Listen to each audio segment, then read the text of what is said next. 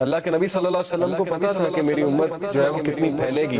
حضرت عمر صلی اللہ عنہ جو ہے وہ جب فتوحات ہوئی تو رونے لگے، فارس فتح ہوا، جب شام فتح ہوا، اور ان کو باتیں یاد آتی تھی کہ دیکھیں رسول اللہ صلی اللہ علیہ وسلم ہمیں ان کی بشارتیں دیتے تھے، اور ہم جب مشرک ہوا کرتے تھے ہم مذاق اڑایا کرتے تھے کہ یہ کیسی باتیں ہو رہی ہیں، لیکن بس اللہ کے نبی صلی اللہ علیہ وسلم کو پتا تھا۔ تو اس لیے یہ اللہ ہمیں بھی کہہ رہا ہے، یہ ہر انسان کے لیے میسیج ہے کہ تم فکر نہ کرو، اللہ تمہیں راضی کر دے گا کسی نہ کسی طریقے سے۔ دیکھیں اللہ سے خوف لگائیں گے نا تو ایمٹی ہینڈ نہیں آنا، یہ میں آپ کو بتا دوں۔ انسانوں کے پاس جائیں گے تو شاید وہ مسئلہ حل ہو جائے، شاید نہ ہو، لیکن اللہ کے ہاں یاد رکھیں اللہ تین طریقوں سے دعا جو ہے اس کو آنسر کرتا ہے۔ یا اللہ اسی وقت دے دیتا ہے امیجیٹلی، یا اللہ جو اس کو تھوڑا سا ڈیلے کرتا ہے، کیونکہ ظاہر ہے اللہ تعالیٰ اس بندے کو مزید نکھارنا چاہتا ہے، اللہ چاہتا ہے یہ میرے پاس آتا رہے، مجھ سے مانگتا رہے، یا اللہ اس کو اس کا رد بدل ایسا دے دیتا ہے کہ اس کو سکون آتا ہے۔ تو نو تو ہے ہی نہیں نا، ہوپلیسنس تو ہے ہی نہیں اللہ کے ہاں، اس لیے یہ شیطان ہوپلیس کرتا ہے بندے کو آ کے کہ جی تجھے تو یہ ملا ہی نہیں، پتہ نہیں اس کے بدلے اللہ نے کیا دینا، پتہ نہیں اس کے پیچھے اللہ کی کیا حکمت ہے وغیرہ وغیرہ، یہ تو انسان نہیں سمجھ سکتا۔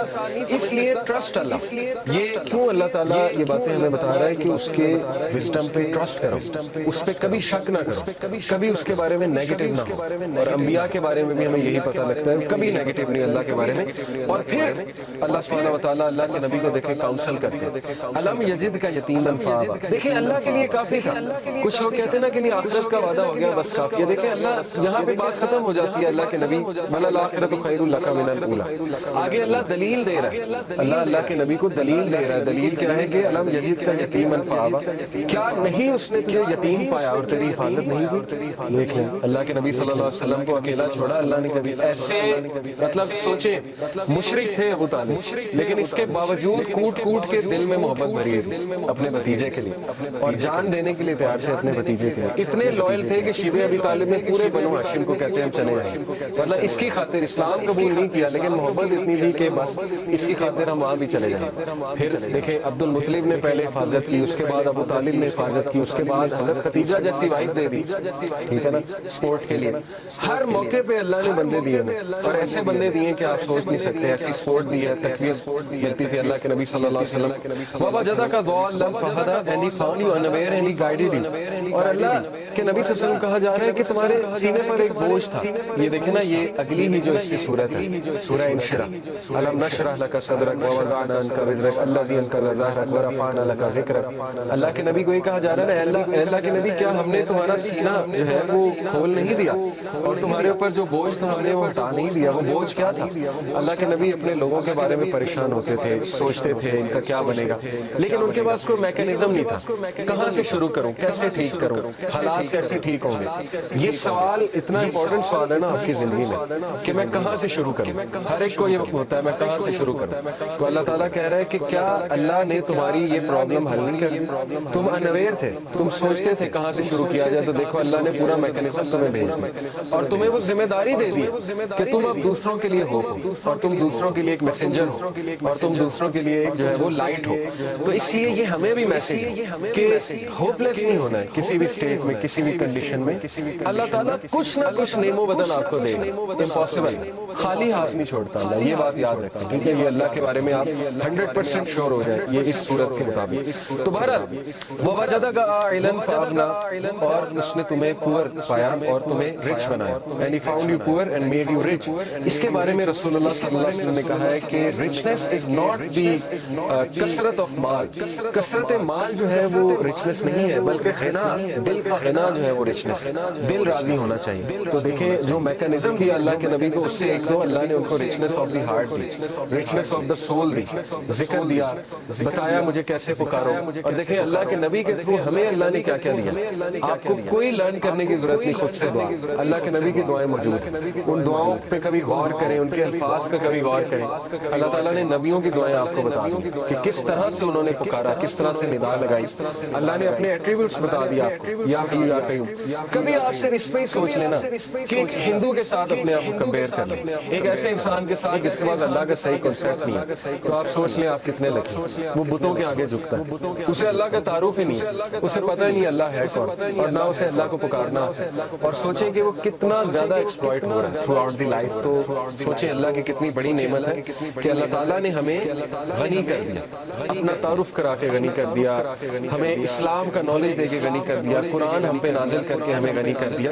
فَأَمَّا الْيَتِيمَ فَلَا تَقْهَرْ، یہ اس کا آخری پیسیج ہے، ابھی ہم لیسن لخص کرتے ہیں۔ Therefore treat not the orphan with oppression، بہت پاورفل ٹپ ہے اور یہ بڑا زبردست لیسن ہے سورہ ضحیٰ میں کہ جب تم خود پین میں ہونا تو اس پین کو تم ریلیز کیسے کرو گے؟ یہ سائنٹیفکلی پروون ہے، دوسروں کی پین آسان ہے۔ یہ ہے سب سے بڑی بات، یہ جو بندہ خود پین میں ہوتا ہے نا وہ پھر دوسروں کی بڑی زبردست مدد کرتا ہے۔ اسی لیے اللہ کے نبی صلی اللہ علیہ وسلم چونکہ خود اس غم سے گزرے ہیں، یتیم تھے اللہ کے نبی صلی اللہ علیہ وسلم، تو اس لیے اللہ کہہ رہا ہے فَأَمَّا الْيَتِيمَ فَلَا تَقْهَرْ، اے نبی اس لیے آرفن کو ٹریٹ اچھا کرو، آپریشن کے ساتھ ٹریٹ۔ یہ نہیں کہ اللہ کے نبی کرتے تھے لیکن یہ کہ ان کے تھرو میسیج دیا جا رہا ہے وَأَمَّا السَّائِلَ فَلَا تَنْهَرْ and repulse not the one who asks۔ اسی لیے اللہ کے نبی سے جب بھی کوئی کچھ مانگتا تھا آج تک انکار نہیں کیا، ہی نہیں کبھی انکار اللہ کے نبی صلی اللہ علیہ وسلم۔ تو میسیج کیا دیا جا رہا ہے کہ اب چونکہ تمہارا دل نرم ہے غم سے اور تم نے خود وہ چیز دیکھی ہے تو اس لیے اب دوسروں کے ساتھ بہت نرمی برتو۔ وَأَمَّا بِنِعْمَةِ رَبِّكَ فَحَدِّثْ and proclaim the grace of your Lord، اور اللہ تعالیٰ کی حمد بیان کرو۔ اب ہم ذرا لیسنز کی طرف آ جاتے ہیں۔ پہلے دو لیسن ہم نے نکالے کہ پہلے تین کہ اللہ کے نبی صلی اللہ علیہ وسلم ایون ان پہ غم آیا ہے، تو غم کوئی بری بات نہیں ہے، ٹھیک ہے نا، غم کو سزا نہ سمجھیں۔ بانو قدسیہ کہا کرتی تھی نا کہ غم کا الیکٹرک شاک، ان کا ایک بڑا زبردست اس پہ کالم ہے، غم کا الیکٹرک شاک اس کا ٹائٹل تھا۔ انہوں نے کہا کہ غم جو ہے یہ تو روحانیت کی سیڑھی ہے اور غم اس روحانیت کی سیڑھی پہ چڑھ کے انسان کا جو ہے وہ دل نرم ہوتا ہے، پھر وہ دوسروں کا غم فیل کرتا ہے اور پھر وہ دوسروں کے لیے کچھ کرتا ہے۔ ادروائز تو انسان مزے میں نا، اس کو کچھ آ ہی نہیں رہا تو پھر نہ اس سے کوئی کام ہوگا نہ وہ اللہ کے لیے کچھ کرے گا۔ جیسے میں اکثر مثال دیتا ہوں، دیکھیں عمران خان صاحب کی والدہ کو غم، اگر وہ غم نہ آتا کینسر والا تو شوکت خانم تو آج نہ ہوتا۔ کتنے لوگ مستفید ہو رہے ہیں شوکت خانم سے، تو ایک غم نے دیکھیں انہیں کیا کرنے میں مجبور کر دیا۔ اسی طرح کئی لوگوں کی آپ سٹوریز پڑھیں گے کہ ایک غم نے ان کو پتہ نہیں کتنا بڑا جو ہے وہ عظیم ایک لیڈر بنا دیا یا ایک بہت بڑا فلنتھروپسٹ بنا دیا کیونکہ وہ اس غم سے گزرے تھے۔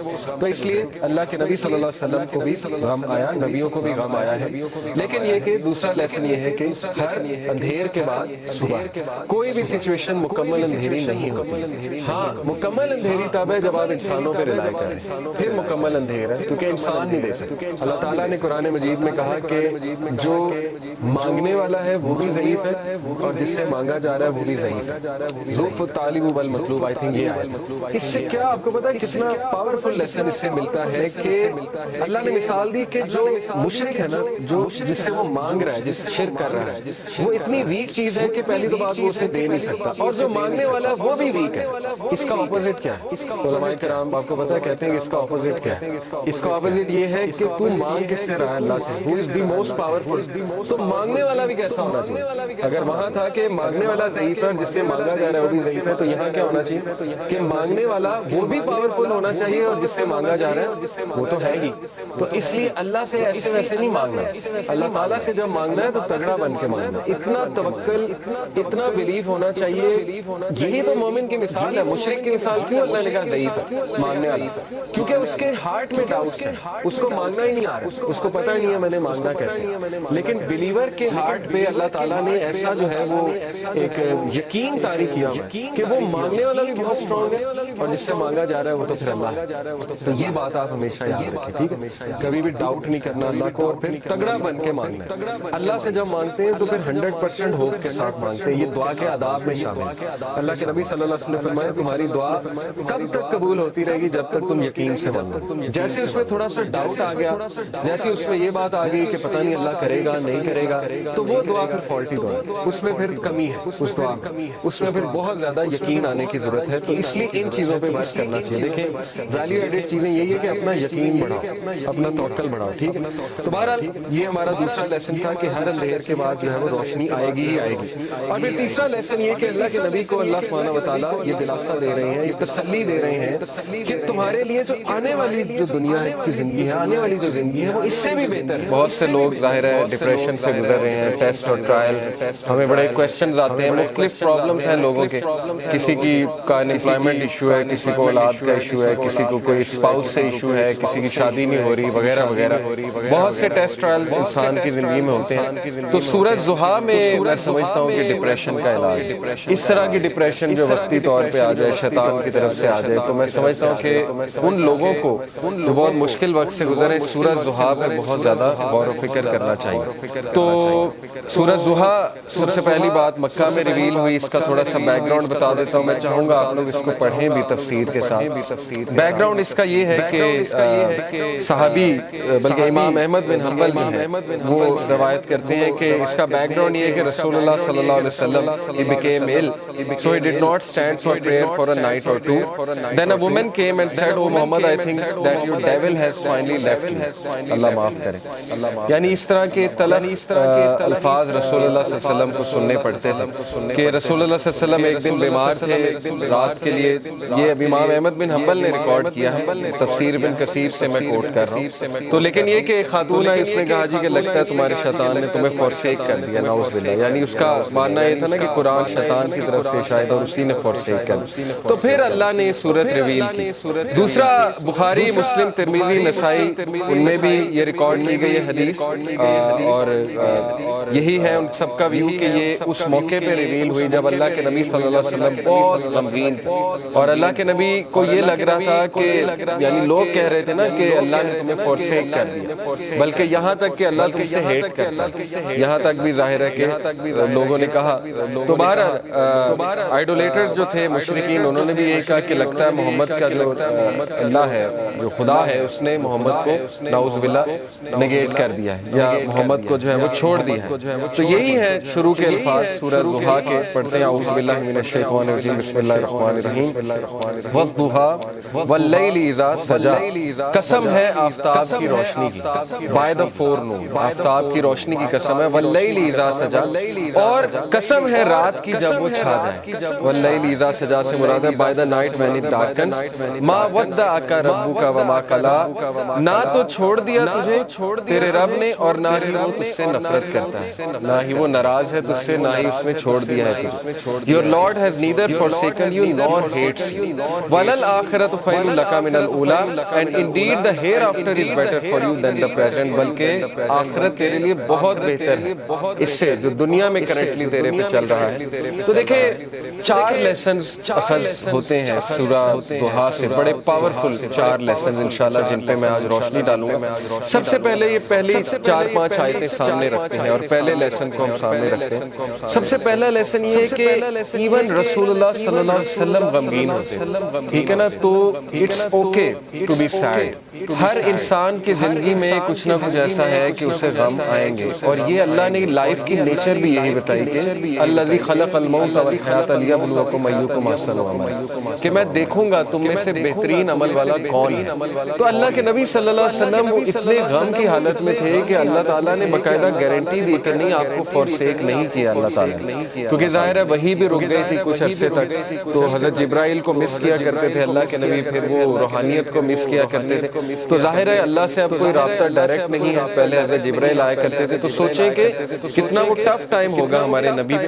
تو سب سے پہلا لیسن یہ کہ ایون پروفٹ صلی اللہ علیہ وسلم واز سیڈ، ٹھیک ہے، it's okay to be said. دوسری بات یہ جو چند آیات سے ثابت ہو رہی ہے کہ دیر از لائٹ، وی آر ریمائنڈڈ کہ روشنی ہوگی، رات ہوگی، لیکن رات کے اندھیرے کے بعد آپ دیکھیں روشنی چھا جاتی ہے۔ تو اللہ نے اسی لیے سٹارٹ ہی اسی سے کیا، والضحیٰ، کہ میں قسم کھاتا ہوں آفتاب کی روشنی، یعنی there is always hope, there will always be a new day, اور time will come and go, وقت آئے گا، برا تو ٹل جائے گا، پھر کچھ اللہ کی طرف سے راحت آ جائے گی۔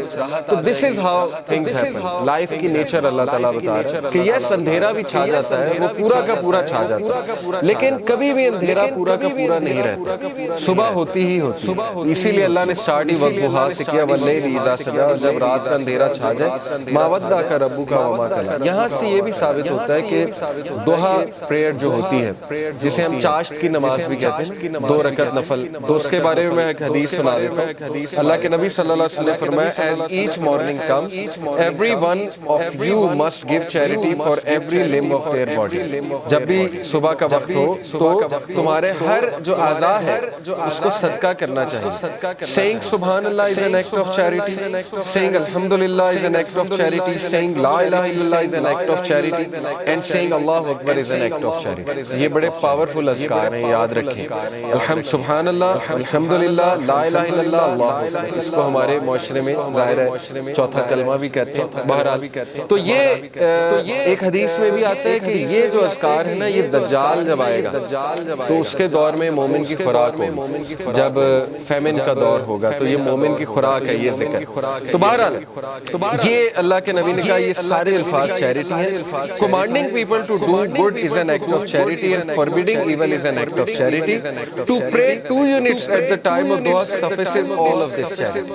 اللہ کے نبی نے کہا جو بھی 2 رکعت چاش کی نماز پڑھ لیتا ہے وہ ان ساری چیریٹیز کو اوور کم کر لی، یعنی اس کی وہ اس دن کی چیریٹی ہو جاتی ہے۔ یہ جتنی بھی چیریٹیز اللہ کے نبی نے بتائی، تو یہ ہے چاش کی نماز کا جو ریوارڈ۔ چاش کی نماز جو ہے وہ سورج جب رائز ہو جاتا ہے تو اس سے لے کر ظہر کی نماز سے تھوڑا سا پہلے تک، آپ کہہ لیں آج کل 11 بجے تک پڑھ سکتے ہیں، 11 سوا 11 تک غالباً، یا اس سے تھوڑا سا پہلے۔